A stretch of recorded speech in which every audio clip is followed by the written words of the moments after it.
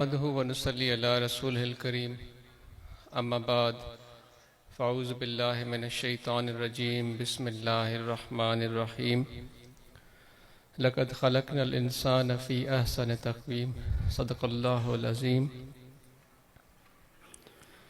سے منہ ڈٹھا ماؤ جن ڈٹھو پریئں کھے سے منہ ڈٹھا ماؤ جن ڈٹھو پریئں کھے تنی سندی کاکری نہ سگیاں گالڑی۔ مجھا پیارا دوستو، میرے پیارے پیر بھائیوں، یہ آج کی جو محفل ہے ماہانہ، اس میں آج ہم میرے بڑے بھائی اطہر کے ایصال ثواب سے بھی منعقد کر رہے ہیں۔ تو ہر انسان کو اللہ تبارک و تعالیٰ نے بڑی نفاست سے تخلیق کی ہے۔ اس کی ایک جو انسان ہے اس کا، جس طرح ہم کہتے ہیں نا کہ ہماری انگلیوں کے نشان ایک جیسے نہیں ہیں، اسی طرح ہر انسان کا حسن دوسرے سے مختلف ہے۔ اس کی موجودگی، اس کا احساس، اس کا قرب، اس کا شفقت، کیونکہ اللہ نے اس کو اپنی سب سے افضل تخلیق بیان فرمایا ہے۔ اور اللہ تبارک و تعالیٰ فرماتا ہے کہ میں 70 ماؤں سے زیادہ انسان سے پیار کرتا ہوں۔ تو اس کی تخلیق کس حسن، آپ جب ہم سوچتے ہیں، پہلے ہم ذکر کرتے ہیں اپنے محبوب مرشد کا، ہمارے سامنے جلوہ گر ہیں نا، آپ مشاہدہ کریں کتنی خوبصورت احساس ہے ان کی موجودگی کا۔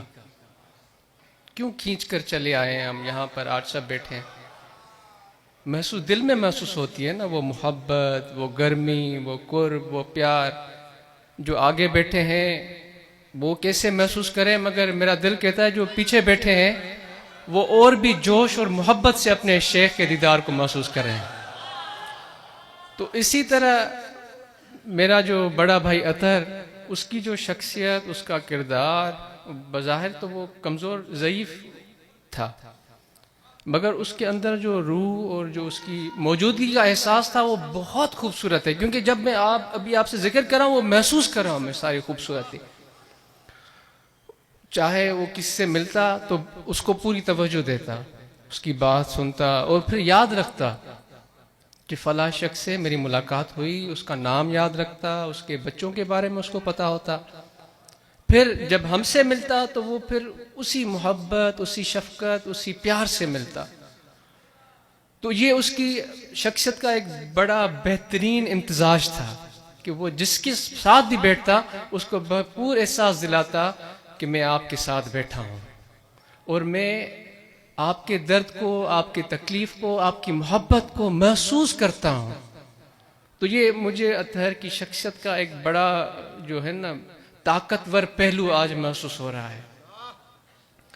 تو ایسے پیارے لوگ، ایسے پیارے دوست اسی زندگی کو خوبصورت بناتے ہیں میرے دوستو۔ یہ خدا کی طرف سے زندگی بہت بڑا قیمتی تحفہ ہے۔ اللہ نے آپ کو سب سے قیمتی اگر کوئی چیز دی ہے تو وہ یہ سانسیں ہیں، یہ زندگی ہے۔ اس کو ہمیں ضائع نہیں کرنا چاہیے فضول باتوں میں۔ آج کل تو ایسی صورتحال ہے کہ جھوٹ سچ لگنے لگا ہے۔ اتنی جوش، اتنے طاقت سے جھوٹ طاقتور ہے کہ ہمیں لگتا ہے کہ یہ سچ ہے، مگر ان چیزوں میں آپ اور ہم کب یہ اپنے اندر یہ سوچ اور فکر پیدا کر سکتے ہیں جب میرے پیر کے فکر کو، ان کی گفتگو کو غور سے سنیں گے۔ خدا کی قرب کو حاصل کرنا، اس کی شفقت کو، اس کی محبت کو حاصل کرنا، یہ ایسے نہیں ہے جیسے ہم کوئی فصل اگاتے ہیں یا روزی روٹی کماتے ہیں، اس کی تقاضائیں کچھ اور ہیں۔ تو یہ سچ کو جھوٹ سے الگ کرنا بہت ہی مشقت کیا بڑے ہی ایک طاقتور کام ہے۔ یہ خدا کے پیارے ولی اور پیغمبر ہی کر سکتے ہیں۔ اگر ہم اس کو کرنے کی کوشش کریں گے تو ہم کبھی دائیں چلے جائیں گے، کبھی بائیں چلے جائیں گے۔ تبھی تو کہتے ہیں نا، جس کا کوئی شیخ نہیں ہے، جس کا کوئی مرشد نہیں ہے، اس کا مرشد شیطان ہے۔ وہ خود کو سمجھنا شروع کر دیتا ہے. خدا، آپ کو کیا لگتا ہے کہ خدا کی ذات کوئی ایسی معمولی چیز ہے جو ہمیں اور آپ کو، ہم اس کے پیچھے دوڑیں گے تو ہمیں مل جائے گی؟ مجھے تو نہیں لگتا میرے دوستو. ہاں، مگر جب میں اپنے مرشد کو دیکھتا ہوں، جب ان کی صحبت میں بیٹھتا ہوں، جب ان کے فرمودات کو سنتا ہوں، یہ میں نے محسوس کیا ہے. جب میں اپنے شیخ کی تعلیمات، ان کے فکر، ان کی گفتگو کو سنتا ہوں، اور دل سے میں یہ پھر محسوس کرتا ہوں جب سن رہا ہوتا ہوں کہ انشاءاللہ میرے مرشد آپ گفتگو فرما رہے ہیں اور اس پہ عمل کرنے کی کوشش میں کروں گا، تو پھر مجھے محسوس ہوتا ہے کہ میں خدا کی طرف اور قریب ہوتا جا رہا ہوں. آقا نامدار حضرت صلی اللہ علیہ وآلہ وسلم کی محبت کی طرف اور میرے زیادہ دل میں محبت پیدا ہو رہی ہے. تو میرے دوستو، جو میرے پیر کی یہ بنائی ہوئی تنظیم ہے، حضور قبلہ عالم کی خدمت میں یہ میں چھوٹی سی رپورٹ پیش کروں گا کیونکہ یہ سال نیا شروع ہوا ہے. تو الحمدللہ حضور، جو پچھلے سال آپ کی بنائی گئی یہ تنظیم ہے، جس کے سرپرست آپ ہیں، آپ کی سرپرستی میں پورے پاکستان میں تنظیم نے بڑی اچھی کوشش کی ہے، محنت کی ہے.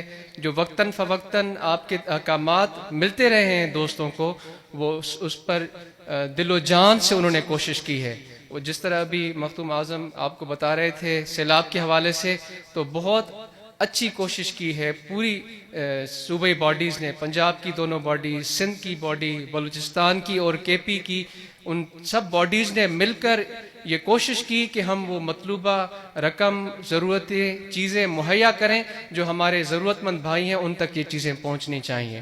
اور اسی طرح جو ہمارے پنجاب میں تنظیمی کام تھا وہ اتنا پھیل گیا تھا کہ اس کو بہتر کرنے کے لیے پنجاب کو 2 زونز میں ہمیں تقسیم کرنا پڑا.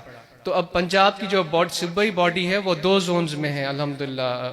اور اسی طرح یہ آپ کی حضور جماعت کا جو ایک اس کی افضلیت ہے وہ یہ ہے کہ وہ لیڈ کرتی ہے. باقی جتنے بھی لوگ ہیں وہ آپ کے فقیروں کو دیکھ کر پھر کام کرتے ہیں. آپ کے جو تنظیم کے فقراء ہیں، عہدیدار ہیں، وہ سب سے پہلے آپ کی تعلیمات کو سمجھ کر اور جو عمل کرتے ہیں، دیکھنے والے کئی سال بعد وہاں تک پہنچتے ہیں جہاں پر آپ کے یہ فقراء، آپ کی تنظیم پہنچ جاتی ہے. اسی طرح جو الحمدللہ حضور قبلہ عالم کی تنظیم کی باڈی ہے برطانیہ میں، یو کے میں، الحمدللہ حضور وہاں پہ تو دوستوں نے اتنا اچھا کام کیا ہے. میں آپ پاکستان کی باڈی کو یہ دعوت دوں گا کہ ہمیں سیکھنا چاہیے ان سے. وہاں پہ اتنا اچھا انہوں نے کام کیا ہے تنظیمی حوالے سے. اور پھر جو رفع عامہ کے کام ہے کہ ایک ہماری برانچ کو وہاں کی حکومت نے اپروچ کیا کہ یہ ایک جو ہے فوڈ بینک جس کو کہتے ہیں، جہاں پر وہ ضرورت کی ایک دکان بناتی ہے حکومت، جس میں وہ کھانے پینے کی چیزیں رکھتے ہیں، چاول ہیں، گندم ہے اور دوسری ضرورت کی چیزیں ہیں وہ رکھتے ہیں، تاکہ جو ضرورت مند، جو جس طرح یوٹیلیٹی اسٹور ہے، اس طرح کی چیز بناتے ہیں. اور وہاں کی حکومت نے ان کو، لوکل حکومت نے ان کو کہا کہ اس کام میں حضور کی جماعت کے جو عہدیداران ہیں اصلاح المسلمین برطانیہ کی ایک برانچ کے، ان کو اپروچ کیا کہ اس جو ہمارا کام ہے اس کو آپ سنبھالیں. اور وہ بخوبی بہترین طریقے سے اس کام کو سر انجام دے رہے ہیں. اور صرف یہی نہیں، پھر ایک برانچ میں وہ ریگولرلی جو دوست ہیں، کیونکہ غربت دنیا میں ہر جگہ موجود ہے میرے دوستو، ضرورت مند، بھوکے پیاسے ہر جگہ موجود ہیں. ہمیں پتہ اس لیے نہیں ہوتا کہ جو ہمیں چیزیں میسر ہوتی ہیں، ہم سمجھتے ہیں کہ ہمارے پاس بہت تھوڑا ہے، لوگوں کے پاس بہت زیادہ ہے. بھوک، افلاس، تنگ دستی یہ دنیا میں ہر جگہ موجود ہے. اس کی شکل و صورت مختلف ہو سکتی ہیں. بعض اوقات ہم اپنی کم علمی کی وجہ سے شاید جو ضرورت مند ہوتے ہیں، پہناوے سے، ان کے دیکھنے سے ہم محسوس کرتے ہیں کہ یہ بہت ہی ہم سے بہتر ہیں. تو خدا نے ان کو توفیق دی ہے کہ وہ اپنی تنگ دستی کو چھپا کے رکھتے ہیں، وہ لوگوں تک محسوس نہیں ہونے دیتے. تو اسی طرح ایک ہماری وہاں پہ برانچ ہے جو ریگولرلی کھانا بناتے ہیں، گرم کپڑے اکٹھے کرتے ہیں اور لوگوں تک ان کو پہنچاتے ہیں. اور الحمدللہ حضور یہ جو روحانی طلبہ جماعت کے بھی آپ کے نوجوان ہیں، انہوں نے بڑھ چڑھ کے اس جو مستقبل کا لاہ عمل ہے آپ کی جماعت کا، کہ ہم نے ربنا آتنا فی الدنیا حسنۃ وفی الآخرہ، ہم اس دنیا کو بہتری کا ذریعہ بنائیں گے. ہم یہاں ثابت کریں گے کہ ہماری آخرت اس لیے بہتر ہوگی کیونکہ ہم نے دنیا کو بہتر کیا. خدا نے یہ دنیا کا تحفہ ہمیں دیا، آقا نامدار حضرت صلی اللہ علیہ وآلہ وسلم نے اس دنیا میں ہمیں جینا سکھایا، اور خدا کی تخلیق ہوئی اس دنیا کو ہم نے سنبھالا، یہاں پہ جو انسانیت کے حقوق تھے ان کو پورا کیا، جو خدا کی طرف سے جاندار چرند پرند جتنی بھی چیزیں تھیں، جو ماحول ہمیں دیا کیا تھا، اس کو ہم نے نقصان تو نہیں پہنچایا بلکہ اس کو بہتر کرنے کی کوشش کی۔ تو انشاءاللہ میرے حضور، یہ انشاءاللہ آپ کی جو تنظیم ہے یہ اسی طرح دن رات آگے بڑھتی رہے گی، اور جتنے بھی تنظیمی عہدیداران ہیں، میں آپ کی خدمت میں بلکہ پوری جماعت کی خدمت میں یہ عرض رکھوں گا، میں نے پہلے بھی عرض رکھا تھا کہ اس جماعت کا اپنا دستور العمل ہے، آئین طرح سے کام کرنا چاہیے۔ آپ کی حدود کیا ہے؟ جب یہ آپ اس حدود میں اور اس طریقہ کار میں رہ کر ہی ہم کام کریں گے تو اس جماعت کی خوبصورتی جیسے میرے حضور چاہتے ہیں، اور آپ نے دیکھا ہے کہ اس جماعت کا سفر کتنا خوبصورت رہا ہے۔ آج جو اتنے نفاست کے ساتھ آپ یہاں پر بیٹھے ہوئے ہیں، اور بھی پروگراموں میں آپ جاتے ہیں، میرے حضور کی اس جماعت کا عرس مبارک اللہ آباد شریف کے انتظامات آپ دیکھتے ہیں، کس طرح سے خوبصورتی سے اس طریقہ کار کو سر انجام دیتی ہے یہ جماعت۔ اور اسی طرح فقیر پور شریف کا پروگرام ہو یا کراچی کا پروگرام ہو، کس نظام اور خوبصورتی سے میرے محبوب مرشد سجن صاحب دامت برکاتہم عالیہ کی تنظیم کے عہدیداران اس عرس مبارک کو خوبصورتی سے سجاتے ہیں، تو یہ اس تنظیم کے دائرہ کار کی برکتیں اور فوائد ہیں۔ تو یہ اسی لیے ہوتا ہے کہ وہ سب دوستوں کو پتہ ہے کہ ہم ایک دستور العمل پر عمل کرنے کے پابند ہیں، ہمارے اختیارات کیا ہیں، اور اسی کو سمجھ کر یہ تنظیم آگے چلے گی۔ تو انشاءاللہ ہم اس خطے میں ایک ایسا مثال قائم کریں گے کہ دنیا والے دیکھنے آئیں گے کہ جو اتنا پسماندہ خطہ تھا، جہاں پر اتنی غربت تھی، جہاں پر تعلیم نہیں ہوتی تھی، جہاں پر تجارت اور کاروبار کے ذرائع میسر نہیں تھے، میرے مرشد کی یہ جماعت، یہ تنظیم یہ دنیا کو کر کے دکھائے گی۔ اسی طرح کیونکہ ہمارے پاس یہ عملی طریقہ موجود ہے، جس طرح آقا نامدار حضرت صلی اللہ علیہ وآلہ وسلم نے یثرب، جس کو بیماریوں کا علاقہ کہا جاتا تھا، اس کو دنیا کے کاروبار کا مرکز بنا دیا، جہاں پر بڑے بڑے تاجر آتے تھے، جو تبلیغ بھی ہوتی تھی، شریعت کا کام بھی ہوتا تھا، یہ ساری چیزیں چلتی تھی۔ تو میرے پیر کی یہ جماعت عین سنت پر عمل کرنے والی جماعت ہے۔ انشاءاللہ ہم آج